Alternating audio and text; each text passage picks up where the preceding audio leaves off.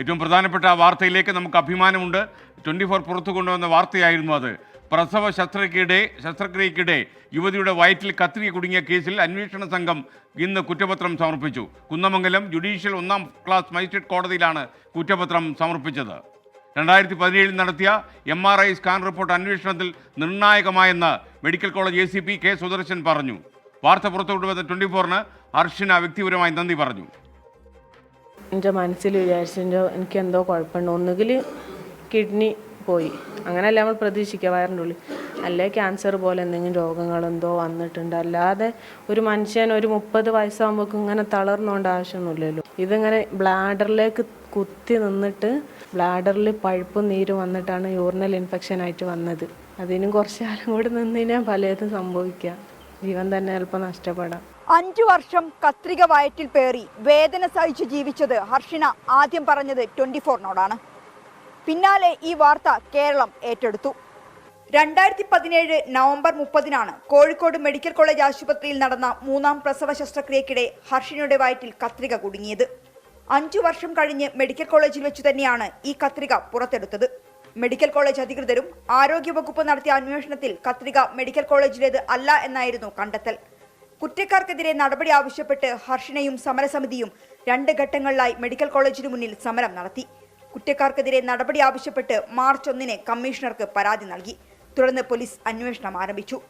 ഡോക്ടർമാരായ CK Rameshan, M Shahana, staff നഴ്സുമാരായ മഞ്ജു, രഹന എന്നിവരെ പ്രതി ചേർത്ത് പോലീസ് റിപ്പോർട്ട് സമർപ്പിച്ചു. സർക്കാർ ഉദ്യോഗസ്ഥരായതിനാൽ പ്രോസിക്യൂഷന് സർക്കാർ അനുമതി തേടി. ഈ അനുമതി കിട്ടിയതിനു പിന്നാലെയാണ് 10 മാസത്തെ അന്വേഷണത്തിനു ശേഷം കുറ്റപത്രം സമർപ്പിച്ചത്. കൊല്ലത്ത് നടന്ന MRI സ്കാൻ റിപ്പോർട്ടാണ് അന്വേഷണത്തിൽ നിർണായകമായത്. 60 സാക്ഷികളാണുള്ളത്.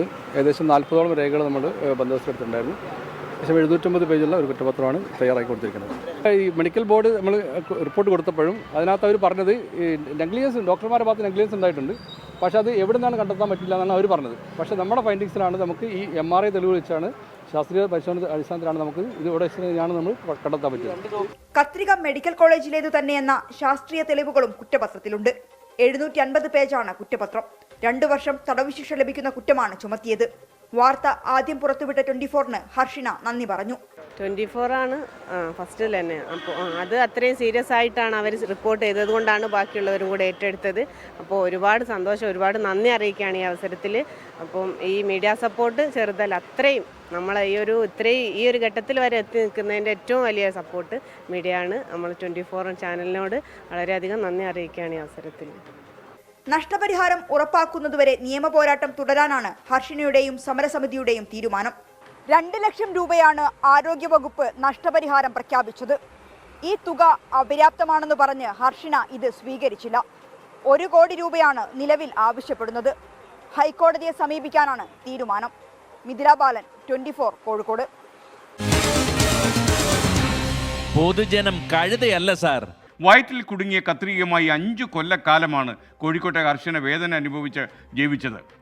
കാരണമറിയാത്ത വേദനയുമായി 5 കൊല്ലം ഓരോ ആശുപത്രിയിലും കയറിയിറങ്ങി ആ കുടുംബം അനുഭവിച്ചത് സമാനതകളില്ലാത്ത ദുരിതമാണ്.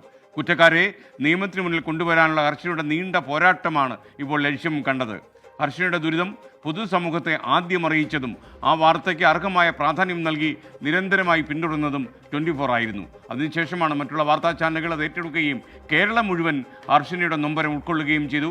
അതോടെയാണ് മെഡിക്കൽ ബോർഡ് പോലും ചില കാര്യങ്ങൾ കണ്ടെത്താൻ പരാജയപ്പെട്ടപ്പോഴും കേരള പോലീസ് ഗൗരവത്തിൽ ഇക്കാര്യം അന്വേഷിച്ചു. അവസാനം യഥാർത്ഥ പ്രതികൾ ആരെന്ന് കണ്ടെത്തി ഇവിടെ വെച്ചാണ് വയറ്റിൽ കത്രിക കുടുങ്ങിയത് എന്ന് പോലീസ് കണ്ടെത്തുകയും ചെയ്തു. ഇനി ഇക്കാര്യത്തിൽ ജനങ്ങൾക്ക് പറയാനുള്ളത് എന്താണെന്ന് കൂടി നമുക്ക് കേൾക്കാം. അവർക്ക് തീർച്ചയായും നഷ്ടപരിഹാരം കൊടുക്കണം. കാരണം അവരും അവരുടെ ഭർത്താവും കുടുംബങ്ങളും ഒക്കെ ഇതിനു വേണ്ടി അഹോരാത്രം കഷ്ടപ്പെട്ടതല്ലേ. അവർക്ക് നീതി ലഭിച്ചു എന്ന് പറഞ്ഞാൽ അവർക്ക് ആ കാലത്ത് അവർക്ക് നഷ്ടപ്പെട്ടിട്ടുള്ള ആ തൊഴിലവസരങ്ങളും അതിന് നിന്ന് നഷ്ടമുണ്ടായിട്ടുള്ള സാമ്പത്തിക നഷ്ടങ്ങളും ഒക്കെ വെച്ച് കിട്ടാൻ നഷ്ടപരിഹാരം എന്തായാലും കൊടുക്കണം അവർക്ക്. മെഡിക്കൽ ഭാഗത്തു നിന്നുണ്ടായ ഒരു വീഴ്ച ആയതുകൊണ്ട് തീർച്ചയായും ഗവൺമെൻറ്റിൽ നിന്ന് അവർക്ക് നഷ്ടപരിഹാരം കിട്ടാൻ അർഹരാണ്. അവർക്ക് നീതി ലഭിക്കണം എന്തായാലും, പിന്നെ നഷ്ടപരിഹാരം ലഭിക്കണം എന്തായാലും. എത്ര അവർ സ്ട്രഗിൾ ചെയ്തില്ലേ, മെഡിക്കൽ വീഴ്ച തന്നെയല്ലേ ശരിക്കും. തക്കതായ ഏത് ഡോക്ടർ ഭാഗത്തു നിന്നാണോ അതിൻ്റെ ആ ഒരു അപകട സാധ്യത ഉണ്ടായത് അവർ തക്കതായ ശിക്ഷ അനുഭവിക്കണം.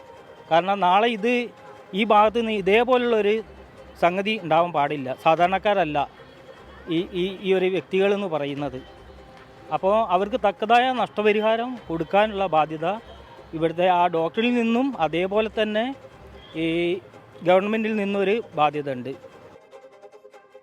ഹർഷിനയ്ക്ക് നഷ്ടപരിഹാരം കൊടുക്കാൻ തീർച്ചയായിട്ടും കോഴിക്കോട് മെഡിക്കൽ കോളേജിനും സർക്കാരിനും ബാധ്യതയുണ്ട്. ആ ബാധ്യതയിൽ നിന്ന് സർക്കാർ ഒഴിഞ്ഞു മാറാൻ പാടില്ല.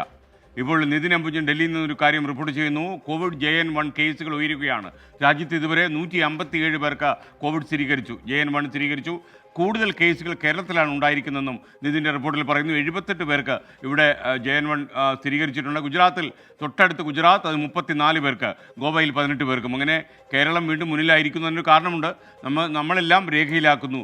മറ്റുള്ള സംസ്ഥാനങ്ങൾ പലപ്പോഴും ഇതൊന്നും രേഖയിലാക്കുന്നില്ല എന്നതുകൊണ്ടായിരിക്കും ഇത്ര കൂടുതൽ കണക്കുകൾ കേരളത്തിൻ്റെ പേരിൽ വരുന്നത്. എന്തായാലും ഈ കോവിഡ് പനി JN1 എന്ന് പറയുന്ന ഈ ജനിതക മാറ്റം വന്ന ഈ സംഭവം നമുക്ക് കുറച്ച് മെനക്കെടുണ്ടാക്കുമെന്ന കാര്യത്തിൽ ഇപ്പോൾ പല വൈദ്യശാസ്ത്ര രംഗത്തുള്ള ആൾക്കാരിലും സംശയം ഉണ്ടാക്കി തുടങ്ങിയിട്ടുണ്ട്. നമ്മളിപ്പോൾ 18-20 മാസം ഈ കോവിഡ് എന്ന് പറയുന്ന കൃമികീടത്തെ തച്ച് തകർക്കാൻ വേണ്ടി പൊരുതിയവരല്ലേ. നമ്മളെല്ലാം കോവിഡ് വാറിയേഴ്സ് അല്ലേ തീർച്ചയായിട്ടും. അപ്പോൾ നമുക്ക് മുന്നോട്ട് തന്നെ പോകാം.